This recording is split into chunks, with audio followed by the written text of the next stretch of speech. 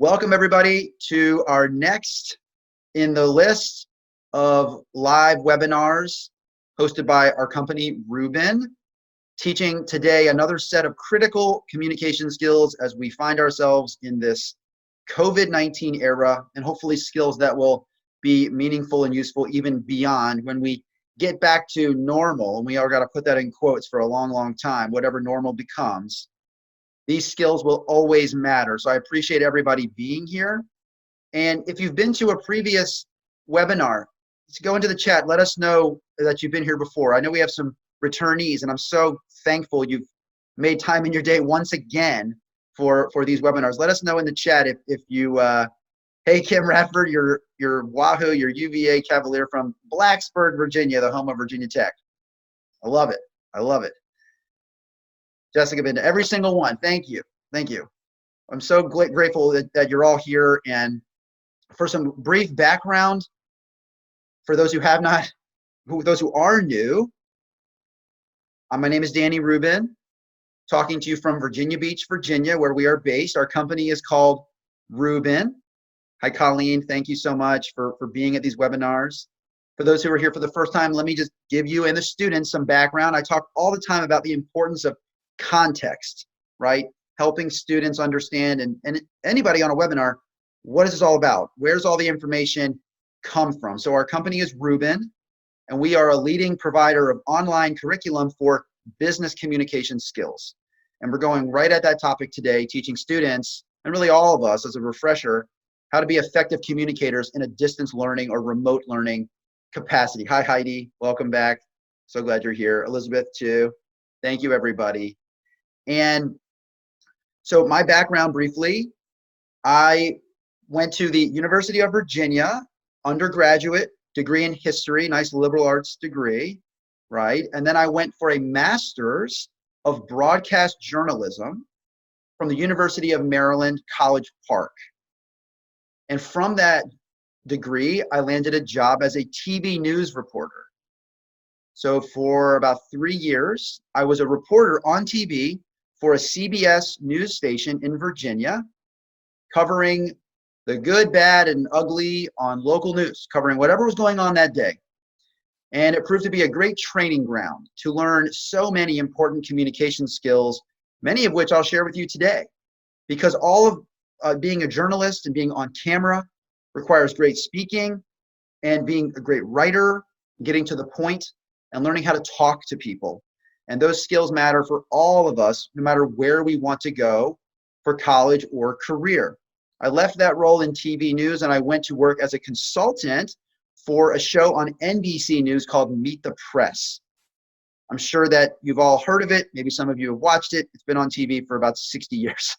So it's the longest running show on television. And I was part of that show for about 3 years, helping with that program. And then I came back to Virginia Beach and have worked in public relations, which is sort of like marketing and advertising. And we help customers and companies with their messaging, their brand, their reputation, through videos, through press releases, through events. So again, another wave of communication techniques. So I've taken everything I've gained out in the real world, out in the field, and I have applied it to helping us go wherever we want to go through our education, and connecting these skills to the classroom, and in this case, the distance learning classroom. That's what we're going to do today. So let me share my screen and let us hop in. I mentioned this to some of you. Let me get my chat back up. Okay. I know some of you have heard this. For those who are new, I'll give a brief background and we'll get right into the material. We are going to be teaching today out of the Rubin online platform, which is called Emerge. And we help students to make that turn from being students, even being teens, young adults, into young professionals, and teaching them how to conduct themselves at a level where they need to be competitive for opportunities. That's why, you know, you've invited students here today and you're sitting here, and I appreciate that. So very briefly, our program is driven through showing examples and templates for business communication. Some of you have these books in physical form. Some of you use this material in the classroom. I'm grateful for that. So you're familiar. Those of you who are not, these books are ebooks and collections of templates, examples, and guides. This book, Wait, How Do I Write This Email? Writing and Speaking Skills for employability situations, networking and thank you notes and follow-ups. Book 2, wait, how do I promote my business? Writing and speaking skills for marketing and entrepreneurship, learning to communicate about a startup, about something, a student business project, to tell the outside world what you're all about. And book 3, wait, how do I lead my team? Writing and speaking skills for leadership and management. Collectively, it's over 300 writing and speaking templates that students can use as a reference, and that we also incorporate into sets of instructional items. So we have topics, and we'll draw from this program today. So I'm giving you, again, context. Where is this coming from? The topics we're going to discuss today are coming out of our Emerge program. We cover email etiquette skills, life skills like meeting new people and signing your name in cursive, and one thing we're going to talk about in a minute, how to email a professor or a teacher and ask about a poor grade. How do we do that in an appropriate way? We talk about phone etiquette. We're going right into that, so I'll save those themes for a minute. We talk a lot about speaking on the phone in professional situations, and we also cover a wide range of employability skills, networking, email outreach, resumes, cover letters. For those of you who were on our first webinar of the COVID era, we talked about storytelling cover letters, and I know that resonated with many of you. Learning how to tell an example of our work ethic in our cover letter, beyond just saying, pick me, I'm really great, I'm a leader. Instead, we're going to give an example, and that sticks with the reader so much more. We cover writing and speaking for internships and jobs, writing a LinkedIn profile effectively, preparing for job interviews. For those of you who are involved in marketing entrepreneurship curriculum, we cover writing and speaking for sales, websites, public relations, fundraising to include Kickstarter pages and grant applications. And also for those of you who help students with their leadership, or maybe you're an advisor for a CTSO like Skills USA or FBLA or DECA or Student Council, we have exercises for learning how to communicate as a leader, as a manager down to your team, out to your clients effectively, project management correspondence, public speaking training, learning to write reports and summaries, and exercises for those student leaders who are setting the agendas, inviting guest speakers, writing thank you notes to competition judges, for instance. Yes, and we have Mrs. Radford being an amazing DECA advisor and mentor. Thank you so much, Sarah. I know we have a lot of different CTSO folks involved here. I'm so glad that you are here. And I want to make one other quick mention before we start jumping in here, because there's been such a push with distance learning that we're making sure we're meeting students wherever they are. And if students do not have effective, strong internet access at home, all of our exercises, all of our material is also provided as printable worksheets, which can be made into printable packets students can do with paper and pen. So everything that we offer, everything we do is online and offline, with an eye on the future, knowing that next year is going to be some kind of strange hybrid. And also this material integrates to sites like Canvas and Schoology and Blackboard. So students can do these exercises. Great, Greg, Skills USA, State Director for Nebraska, great.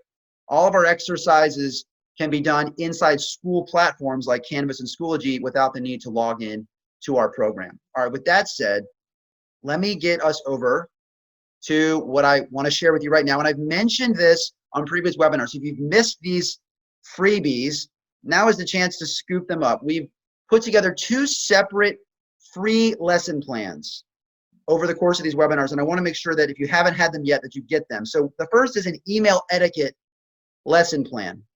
Take a look at what's here. We're going to make this available to anybody interested to teach from. I'll give you a second to read.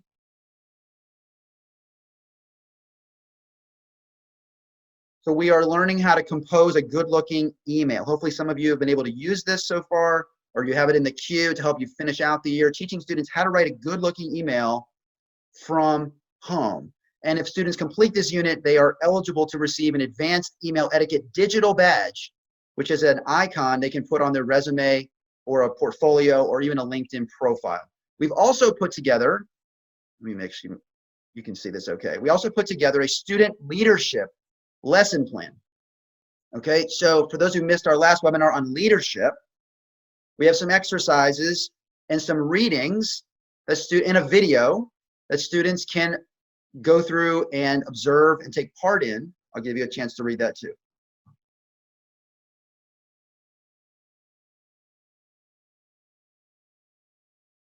Those of you on our last webinar, you remember that video we shared of teaching students how to look out for people who are by themselves in the corner?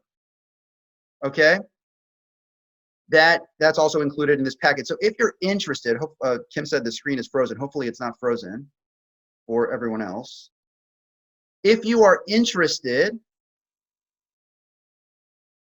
hold on one moment. Sorry about that.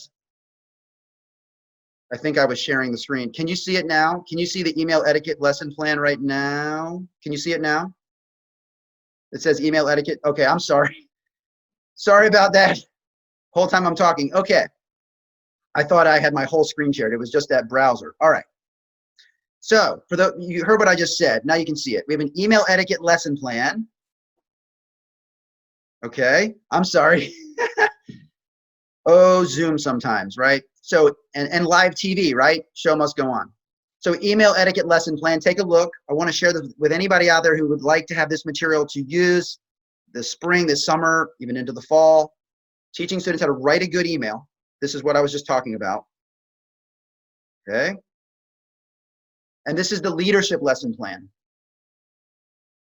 And we talked about some of these themes in our last webinar and made this available to folks on the leadership webinar. So if you're interested in either one of these, both of these, we'll send them both at the same time. You can pick around. What I'd like you to do, just as I've said before, please type interested in the chat with your email address, and we will reach out for a brief conversation in the coming days to provide this material to you. So just type interested in the chat, and we'll reach out and send it over. In case you missed some of these previous webinars and some of the content that we touched on. There you go. Kim Rappers, her students are doing the email certification badge right now. Awesome. Fantastic. So I'll give you a second to type this in. We'll make a mention of it again towards the end, but I'd love to share this with everybody. Keep us learning, keep us moving. Simple stuff. It's all PDF worksheet driven. All you got to do is grab it, throw it into Google Classroom or throw it into Canvas. It's simple right now. Not putting up any barriers. Just want students to learn these skills while they are home. Okay. Thank you, everybody. Feel free to keep that going, and I want to keep us moving and get us into the last thing I want to mention before we start looking at these lessons. Thank you, Deanna, very much. Okay, we got another webinar coming at you. We're just going to keep doing these while we're all at home, and I hope this one will reach people, especially teachers who are really thinking hard about this topic. We're going to talk about how to build a world-class virtual internship. Is anybody out there having to figure out how to help students achieve an internship or a meaningful internship experience while they cannot physically go to an internship location this summer or maybe even into the fall? We are going to share how to help put together a curriculum, a structure, so that students are gaining professional development skills as much as we can, recreating the experience of an internship. Okay? High school, college, co-ops, whatever's going on, we're all in a bind right now. Okay, so mark this down on your calendar. We're going to send the link out later today and next week about this webinar. I'd love to have you there too if this is relevant for you or any of your colleagues. We're going to build out a virtual internship together. And we are going to have a plan for this and act like we were ready for this moment, even though nobody saw this moment coming. Okay, so May 21st, 2 weeks from now, 12:30, just like right now. Okay, all right. Now, let me share this effectively so we get back to what we were doing. All right, hopefully everybody can see the Emerge screen again. Let me get my chat back up. Oh, hold on. There it is. Okay, so let's get into what we're going to share today. We are going to talk about email etiquette, and we're going to talk about the most effective strategy to make sure people read and respond to our messages. We're going to talk about the importance, especially from home, about following up on messages so that things are not lost, opportunities stay open.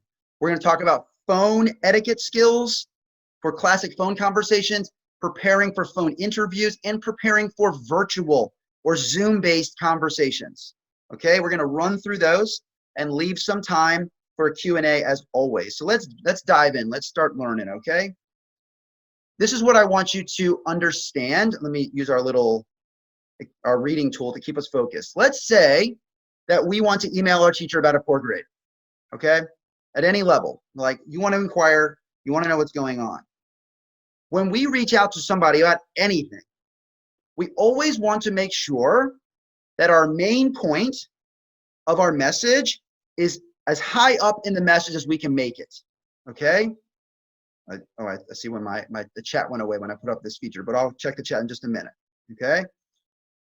It's a term in the military often called bottom line up front. If anybody's been in the military, you may have heard that term, BLUF. Put your main point high up. I don't have time to sort through your message and find out what you need me to know. So for example, a sample message to ask about a poor grade. Okay, the subject line, follow up about a grade for the name of the assignment or final exam. We always want to be, we talked a lot about this in our webinars, being specific in our subject lines. Use nouns, use the words that pertain to our conversation. Then, hi, Mr. or Ms. That's how we address the teacher or doctor or professor, right? Good morning or afternoon. I'm writing you to discuss the grade I received on, for example, the final exam in advanced marketing. Right away, we get to the point. We explain what we're asking for. We explain why this message matters and what we want you to know. Okay, so when we start thinking about the best way to help people read and respond to our messages, and people are very busy, even from home, we need to get to the point as quickly as we can. So let me show you a different example. Let's say we want to ask somebody for career advice. We're at home, we want to pick somebody's brain. Okay, how do we do that? Let's do a little highlight here.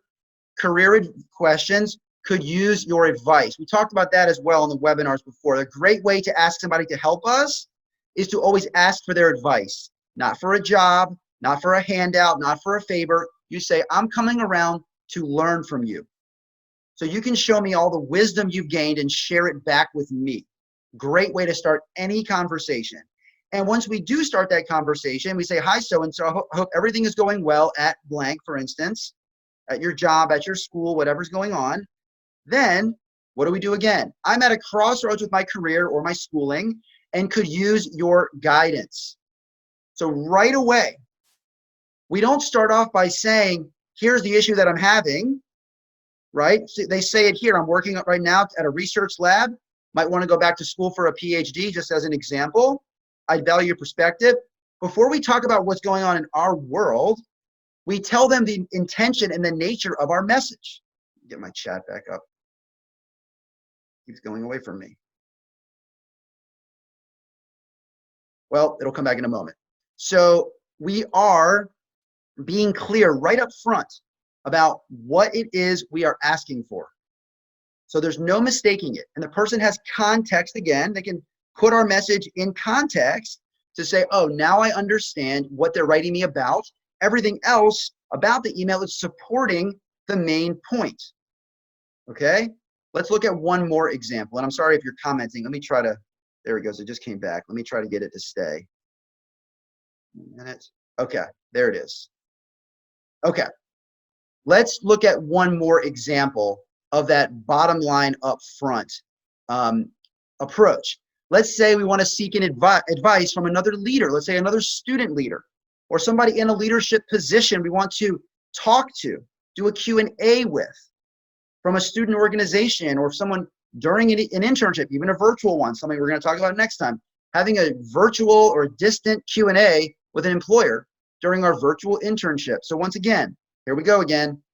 Need your advice, right? In this case, about a staffing decision, for instance. Okay. Good. Hi, so-and-so. Good morning, good afternoon.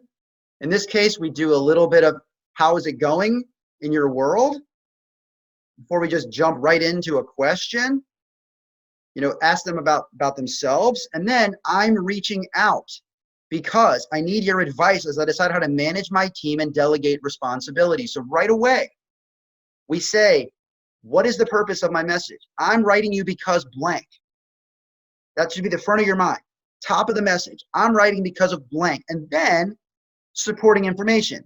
I think I want to create team leads within each division and would value your perspective on the best ways to empower people I select as leads. So we talk about what we're asking for and then supporting, instead of saying, I want to create a team, I want to create team divisions, and then saying, I want your help. I want your help, and here's what I want your help on. It's a logical structure in a message. So the person opens the message, and within 5 seconds, they know exactly what you are writing them about.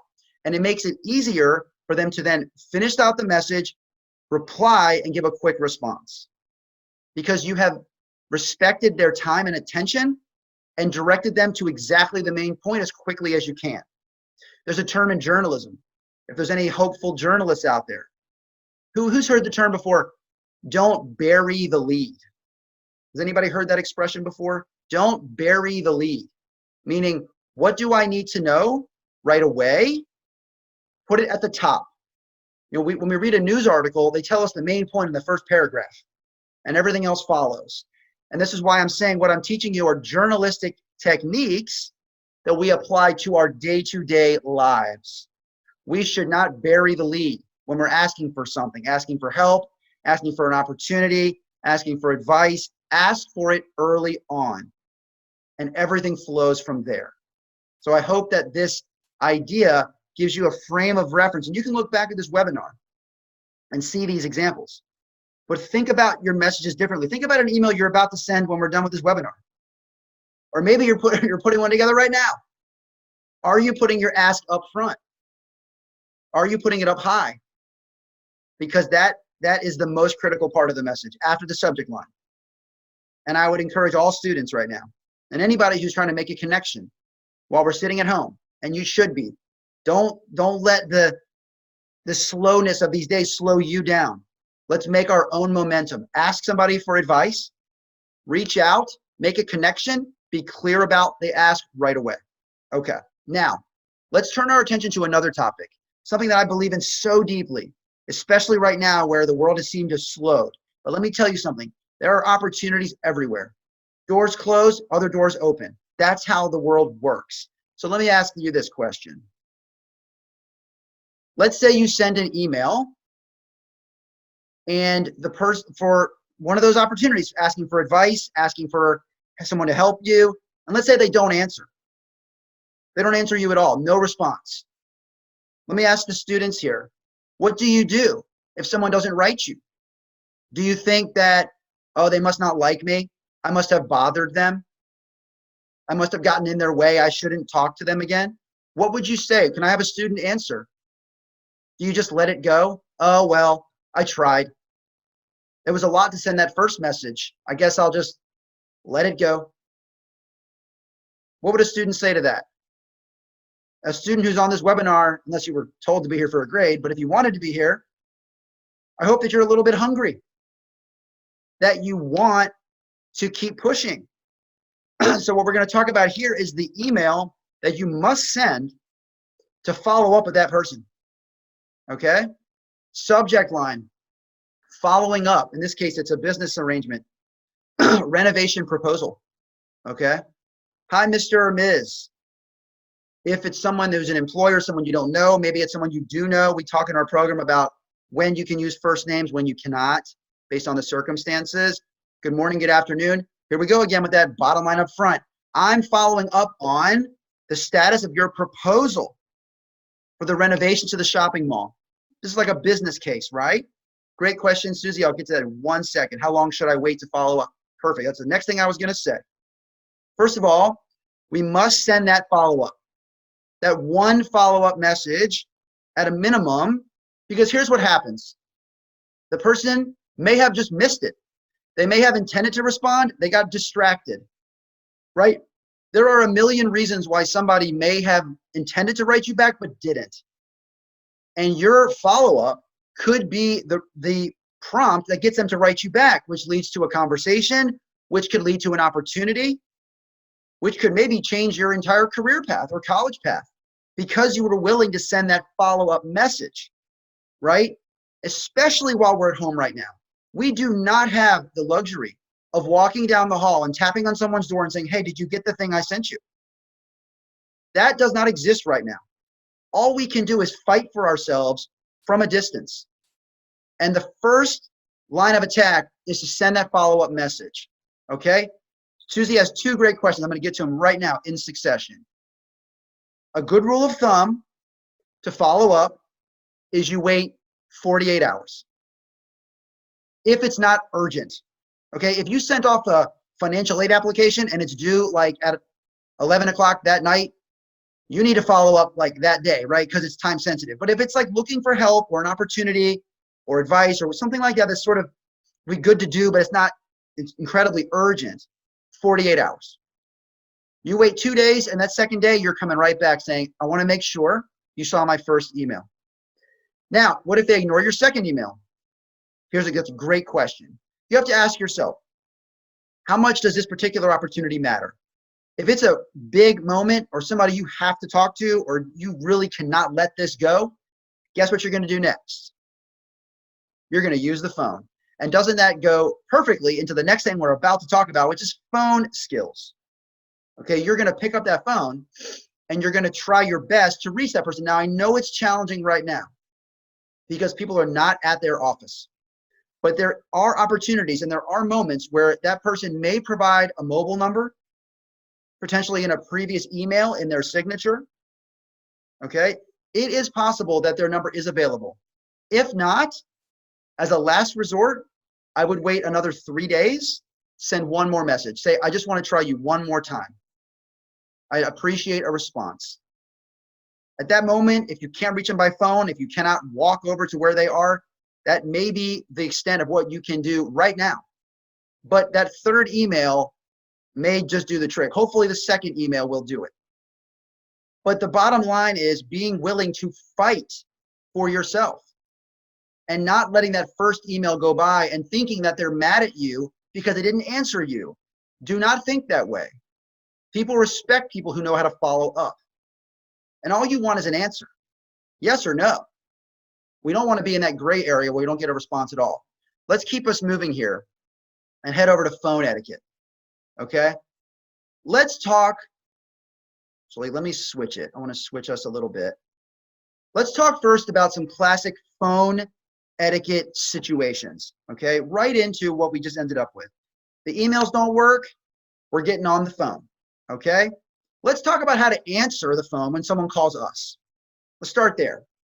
Okay, let me get my little reading tool out. I can grab it here. Okay, I keep my chat. Good. What about when someone calls us? It's not a number we recognize. What do we do? What do we say when we pick up that phone? Okay? Is it enough to just say hello? Or hey, or who's this? Right? If it's a number we don't know. And we are in the middle of career opportunities, maybe we applied for some jobs or internships, or calls could be coming in and we may not know who that person is, but it could be professional in nature. Let's go beyond the hello. Okay, and I understand the students say, I don't pick up the phone if I don't know the number, right? Let's say you do, because you're waiting on an opportunity and you're like, this might be a person related to that opportunity. So you do consider answering the phone because it could be important, right? Let's answer it this way. Hello, this is your first and last name. Can I help you? Let's say our name when we answer the phone. So the person doesn't have to say, is Arturo Estrada there? You already know, the person knows you're there because you said your name. Hi, this is Arturo Estrada. Can I help you? And they say, oh, hi, Arturo. I was calling you about that internship you applied for last week. Right? That is a professional way. And let's think about it broadly. What if they were considering you among 10 other applicants for that coveted internship at some really cool brand in your town? Cool internship. Everybody wanted it. Wow, how'd you get it? Every time you type a word in an email or use the phone, you are being judged and assessed. And if your phone etiquette is better than someone else's phone etiquette, they will trust you more to be in that office and to even use the phone on their behalf. So these are the little things that when we tighten them up, they can land us that opportunity and make us even more valuable in the office setting. Because we would want, as employers, to be able to have interns do real things. Use the phone, talk to people, send a message. We don't want it to just be sitting on the sidelines and watching. We want you to be doing. We just have to trust that you can. Let's talk about another phone skill. How to return a missed call. Similar. Okay. Let's say Arturo or someone else had mentioned, you don't answer the phone. Let's say someone leaves a voicemail. Hey, that was Acme Corporation about that internship. We want to talk to you for a follow-up interview. Oh, no. Oh, shoot, I missed it. I have to call them back. Okay. So you call them back right away. Or, and you say, hi, is this good enough? Hi, I received a call from this number. Hi, I just missed your call. Is that enough? And they would say, let's say their internship coordinator is calling 30 people in succession. And they're like, oh yeah, I called you. Who are you again? Sorry, I don't have your number. Right? So we'd say, hi, my name is, I'm returning a missed call. And they say, oh yes, thank you, Arturo. I just called you about the internship. You see these little subtle things. They seem so minor, but to the person who's hearing you, you're showing that you are professional and that you know how to carry yourself on the phone, which plenty of business is still done today by phone. It's not all texting, and it's not all Zooms, and it's not all email. There's plenty of phone calls that still take place where business happens, where money is transacted, where deals occur, okay? So these are little things, but I hope you think differently about always stating your name when you begin phone calls. It helps the person understand who you are and gets to the point more quickly. All right, now, I think someone just, boy, this is like, you're really teeing me up here. Learning how to do a voicemail. How many students have left voicemails before? Can somebody tell me if you have left? And this is not judgy. I'm just asking. I know we're a texting culture. Leaving a voicemail for professional circumstances. Okay, great. Thank you for answering that question. Let's talk about how to leave a great voicemail. Because all the educators in this chat, I'm sure, can attest, and even the students, if you've listened to a voicemail, what's more annoying than having to play it back several times because you can't get the person's contact info the first time? You have to listen to it over and over again, right? Can somebody comment and tell me, that isn't that kind of an annoying thing? To like, oh, I didn't catch their phone number, or I didn't hear who they were, and I have to like play it back again and again. Like, I don't have time for that. Heidi says, arg. Exactly, it's annoying. All right, so let's talk about how to leave a great voicemail. Okay, so the introduction. We have to say our name, right? They may not have our phone number. We have to say our name. And yes, you could do like a visual voicemail, but sometimes it doesn't capture the words properly. We have to listen to it, right? And I would listen to it to make sure I had the person's phone number right. And Annetta's getting right there. Boy, you're all like, you're working on my side. You're setting, I'm gonna get there in just a minute, Annetta. Okay? Yes, you can't hear the number because they're mumbling. This is exactly why we're doing this today. Okay? So hi there. My name is first and last name. Then part 2, the reason why you're leaving a voicemail. I am calling to follow up about the informational interview scheduled for Wednesday afternoon. Your name, your purpose. Do you see the same themes from our email exercises a minute ago? You're getting to the point right away. That's good communication. Who am I and why am I leaving you a voicemail? Then, to Annetta's point just a minute ago, there you go, Annetta. Provide your number slowly. And you're going to provide it twice. My number is 555, pause, 555, pause, 5555. Again, that's 555, blah, blah, blah, blah, blah. Slowly. Because people, we're like, oh, you can call me at 555, 555, 555, bye. And then click, and the person's like, what? I got to listen to that again. You know, because the number comes at the end. And yes, could you just look in your phone and see the missed call number? Yes. but maybe you got a lot of calls. You weren't sure which one went where. It's just good practice. Also, you might call somebody's office phone and they might not have visual voicemail or an easy way to look up who just called. It might just go to a voicemail in their office phone. So they're going to sit there at their desk and put you on speaker and try to write down your number as you say it so they can call you back. And again, these are the little things, but the little things make the biggest difference. If you take nothing away from these webinars but that, everything I've been sharing with you, the little stuff makes all the difference. It's the little things that make people remember us, makes us different and special. No, I was not watching you work. I don't have a camera there, but you're watching me. So it goes that way. All right, let's talk about one last phone etiquette topic. And then we're going to talk about video interview topics, a virtual interview prep, and then we'll have a Q&A. Okay, let's talk about preparing for a phone interview or even a video interview too. Frankly, any interview. But right now, we are focused on doing this stuff virtually. That's all we can do. So I'm giving you a checklist here, and I want you to look back at these slides later, or this particular screen. We're going to talk about a checklist to prepare so you will knock the next phone or Zoom interview out of the park. You ready? The first thing you're going to prepare are 2 to 3 highlights from your resume the employer would find relevant. What have you done to prepare for the job you want? Understand the job in question or the internship in question. Explain how you exemplify the kind of hard skills the company's seeking. So make sure that if you have hard skills, like you have certain computer skills or certifications, or you speak a certain language, or you can do certain things technically, marketing tools, websites, anything that's relevant to that job in CTE, any sort of equipment you know how to use, make sure you're ready to talk about those skills, okay? Because they need to know what skills are they coming in with. You can learn a lot on the job, but they need to know right up front, what are you capable of doing? And you can give some additional background further than your resume can go. You can talk about the amount of training you've had on certain tools or programs with them on the phone. It goes a long, long way. Then you're talking about the hard skills and then those soft skills, or better put, those power skills. Okay?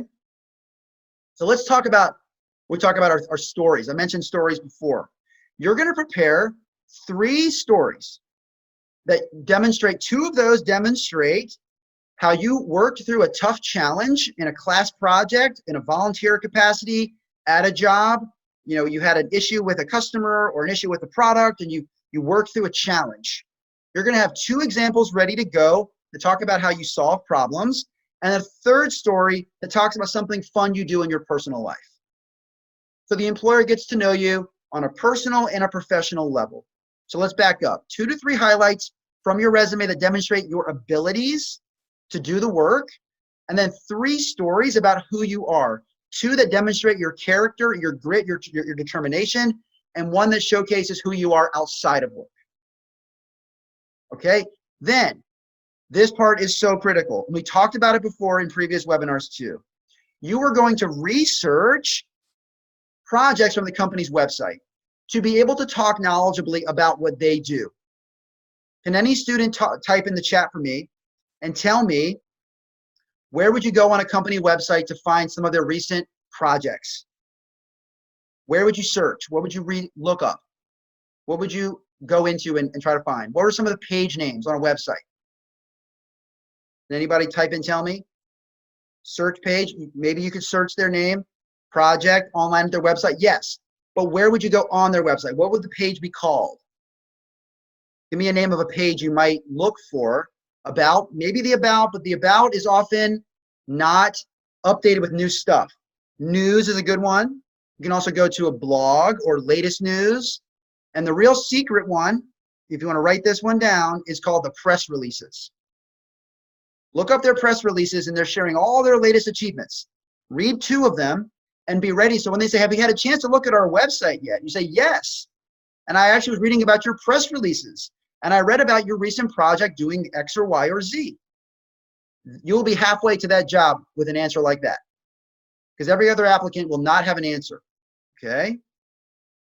Then, as a lastly, You want to prepare a question about what you read.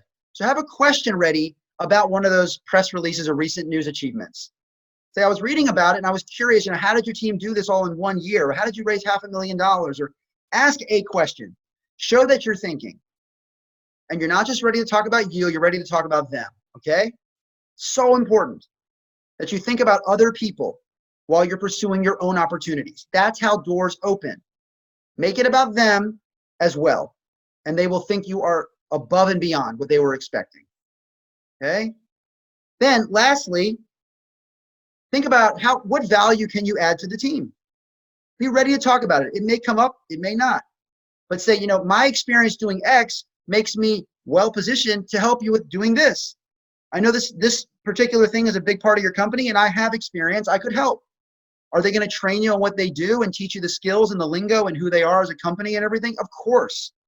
But already show you're thinking about the value you will add to their company, not just the value they're giving to you by giving you a job. What are you doing for them? If you make that company more money, you become more valuable. And you, hopefully over time, make more money by making them more money. It's all about having an impact on somebody else first. And lastly, a little tip from the journalist toolkit. When you're on the phone or on a video chat, stand up. Right now, I'm standing up. You breathe better. You talk more clearly. You're not hunched over. Okay? The words come out more easily with more confidence. Stand up when you're on these conversations. It's a little tip, but it will make you sound better and make you more assertive and more sure of yourself. Okay, lastly, we're getting to the 45-minute mark. Let's talk about, yes, and these are great tips for one-on-one interviews as well. This is all applicable when we're able to be in the real world with humans again too, of course. But we need to take extra care while we are home. And all we are judged on is how we write emails, how we use the phone, and how we look in these little squares. That's how we're being defined right now. And we have to take that into careful consideration. Let me get my little, okay. Lastly, let's talk about virtual video interviews as a way to practice. And teachers, you're welcome to use this as a lesson or exercise with students while they are home right now. We want students to sit down in front of the computer, turn it on, they can see themselves. Okay? Yes, and Annette, boy, I tell you what, you are like one step in front of me each time. We're going to talk about that and just like what is going on in our environment when we're on a video. Okay? So we want to make sure the audio works and we want to make sure we have good lighting. Let's talk about what Annette just wrote right now. The lighting needs to be good. Is it going to be perfect? Are we in a TV studio? Of course not. But we don't want shadow. We don't want to be in a dark room, and we do not want to be sitting up against a bright window. Raise your hand if you've taken a picture with the sun behind somebody. Are their faces dark in the picture? All the time. We do not want to sit in a video chat with the light on our back. It makes us too dark. We want nothing distracting around us. No posters with inappropriate language, no piles of stuff, nothing to distract the eye. Believe me, I have plenty of toys for my 4- and 1-year-old 3 feet below this screen, but you don't see it. And you won't see it. All you see are these walls and the pictures and the lighting and me in a tie, right? All we know is what we're seeing in the square. And we need to protect that real estate. That is our real estate for opportunity. We need to try to stay as still as we can, not sway. Zoom backgrounds during an interview, Kim, I would say no, because you're taking a risk. You're picking a photo that seems funny or interesting, and you do not know how it's going to hit that other person. Play it safe, a plain background with good lighting, nothing distracting, you can't lose.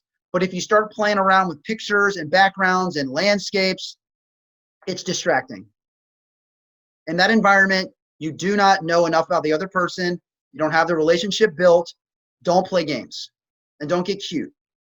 Play it straight. You can't lose. So this is the activity as we wrap up here. What I want you to do with your students. Have the students sort of ask themselves, or have a parent or friend off camera or family member ask them off camera, Why are you interested in this position at our company? Okay. And then the student's going to look right into the lens and answer with a story of their own success. So one of those stories we talked about learning or having ready for the interview, they're going to look into the lens and they're going to answer that question with their story. They're keeping eye contact going, not swaying. Everything looks good, and then watching it back and observing how they can improve. Watching out for those uhs and ums in their language, being mindful of that, sending the video to you, and then you can provide critique as well. But using this as an opportunity to not only practice virtual interviews, but also to practice giving job interview answers, which are stories, which are the best ways to answer questions by giving people examples of what you have achieved. That's a dynamic answer. So it kind of covers a lot of bases in just a few minutes. So that's an example of a topic that I encourage you to share with students that they work on so they can practice all these skills all at once.